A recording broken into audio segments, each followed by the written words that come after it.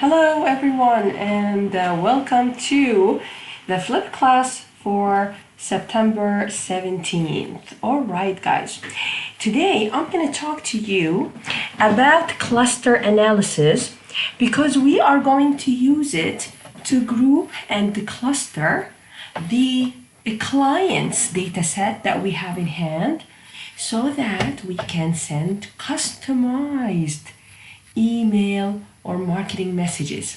So this is part of the business communication class. This is not part of a data analytics class. So I'm gonna try my best, especially that I know that I have some students that come from different programs and different backgrounds. I'm gonna try my best not to explain this in a very super difficult technical way, but rather in a very simple and easy way to digest for those who belong to the DBI program or the BE program or not. So basically for those who had taken the Math for Business and Economics or statistics courses and those who haven't had the chance to do so. I hope I will be successful in doing so by the end of today's video.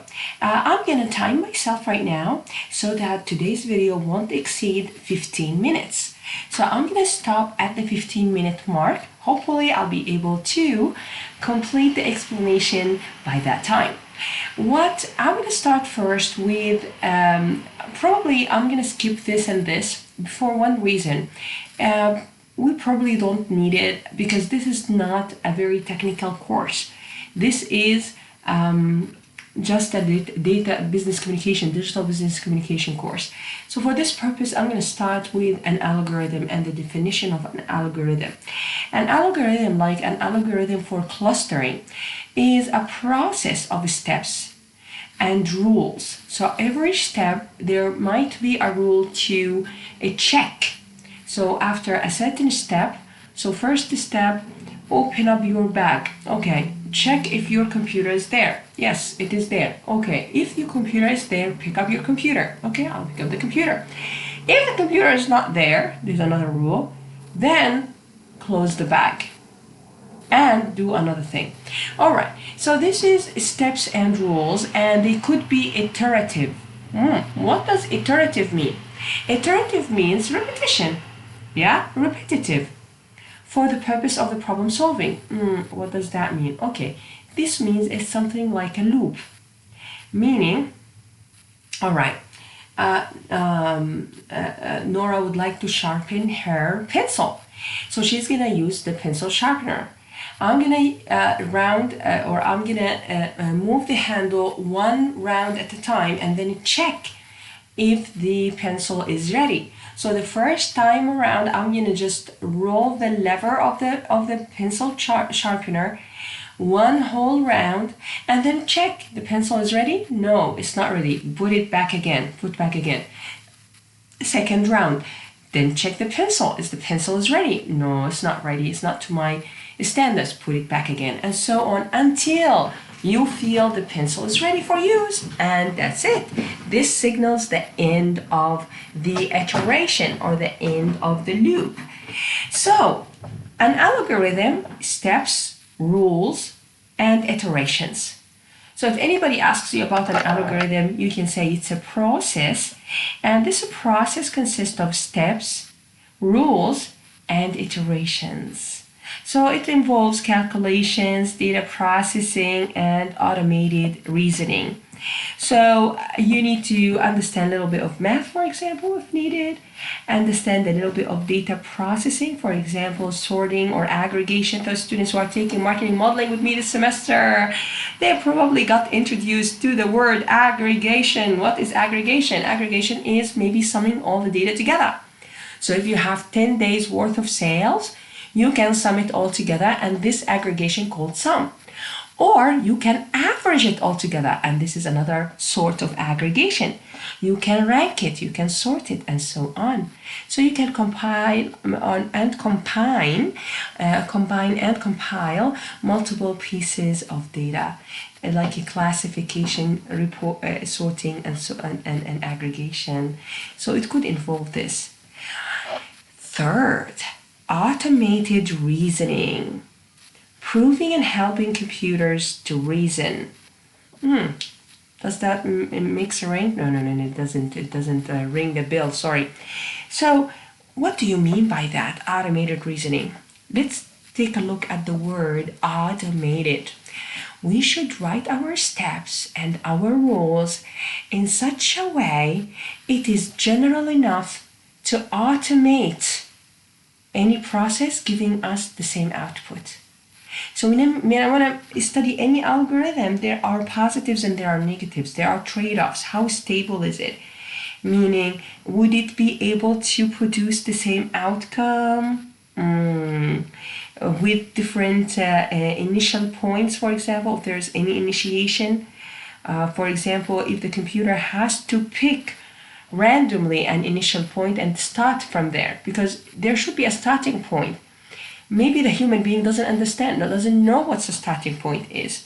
So we need to find or to write rules or to design rules and processes and the steps that helps the computer help us find the correct and optimal answer. So this automation is usually part of artificial intelligence.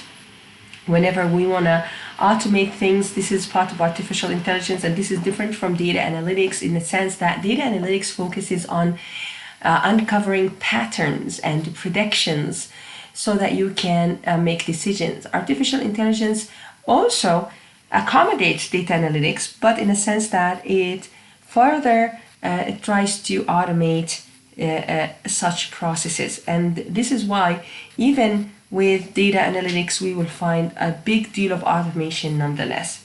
So we have a formal logic played here a big role in automation and automation reasoning. So the algorithm by itself or on itself derives from the 9th century mathematician. His name is Muhammad Ibn Musa al-Khwarizmi. I'm saying it in my native language, and this is why I say Khwarizmi. It's a KH, and probably in English you could just kind of call him Khwarizmi, but it is Kha in the native language. So good. So algorithms been there since long ago. Let's explore some one very important algorithm here. I'm gonna just move on to the clustering here, and then I'll go back and visit these slides when necessary. All right, lovely people, let's take a look. What is clustering then? Clustering is an algorithm. Then does it surprise you that we start defining it by saying it is a process? No, because it's an algorithm. So it's a process of examining a collection of points, grouping the points into clusters. Oh, this is exactly what we need to do. We have points, we have clients, and we want to actually group them into groups and clusters according to some distance measure. Why don't you tell me the distance measure now? I'll tell you why. Because clustering, when it started, it used one distance measure. But then another scientist tried another distance measure, and guess what? The solution was more stable. What do you mean, Sensei, by more stable? I'll tell you in a bit if you wait a little bit until I get to that point. So it is based on a distance. So this is what I want you now to know. So this is exactly what we need to do. So clustering is a perfect solution or a perfect tool to provide us with the solution that we need in terms of business communication, in terms of grouping customers into homogeneous groups that share common grounds so that we can send consistent marketing messaging. Clustering is the process of examining the average distance measured between given points. Average, I like that. The average distance measured between given points in a data set and some selected central point.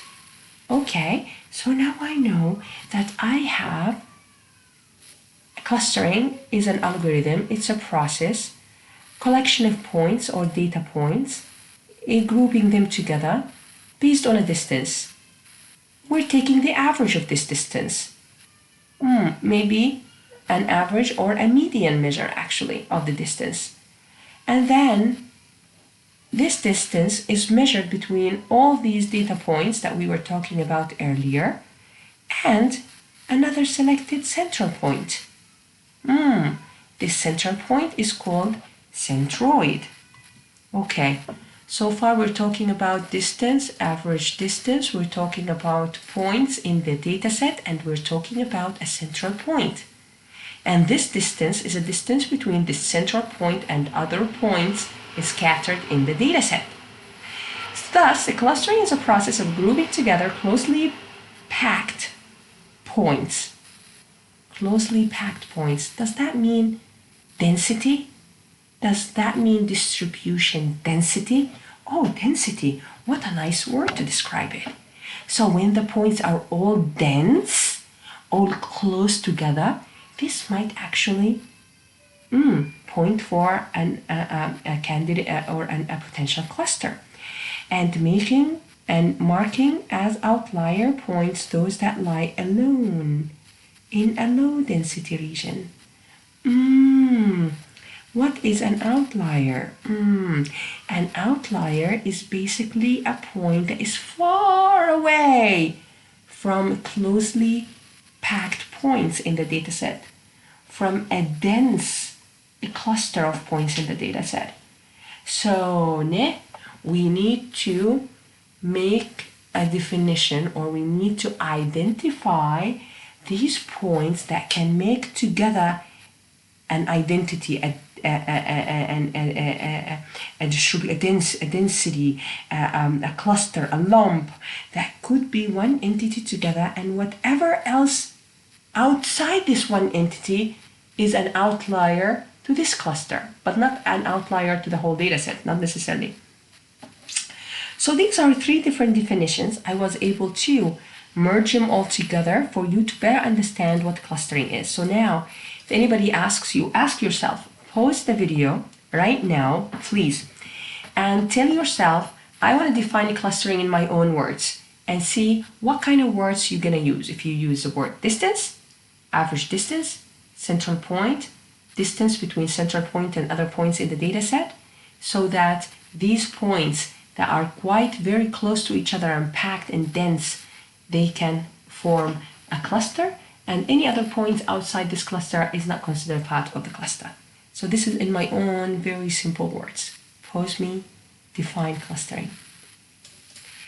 All right, lovely people. In this class, I'm going to give you two algorithms for clustering, K-means and K-median. All right, let's start with the K-mean. K-mean, what is K? K is just the name of the centroid. Oh, K can be the number of centroid. Oh, so what is a centroid? It's the center point in the cluster. Okay. So every data set has a minimum one centroid, one central point, because it is one cluster. So if I wanna identify, if I wanna uncover, if I wanna define two clusters in a data set, I will have K equals to 2. If I want to identify 3 clusters in the data set, I will have K equals to 3, and so on. So this algorithm is called K-mean. So now I understood the K. K is the number of the centroids, the center points, the number of clusters. Because every cluster has a minimum has only one centroid. So a data set must have a minimum of one centroid. But any data set, we can cluster it into infinite number of clusters as you wish. So you can put 5 clusters, 6 clusters. Now we will know how to identify the number of clusters. There are methods that helps you identify the optimal number of clusters. But for now, we just need to know that K refers to the number of clusters, and mean refers to the distance between. It's the average distance, so it's the mean of the distance. Good. So I believe right now I am about just 10 minutes in my video. I'm gonna, terminate this video right now. Short, easy, lovely. And then I'll see you in the next video where we're going to start talking about the algorithm step by step.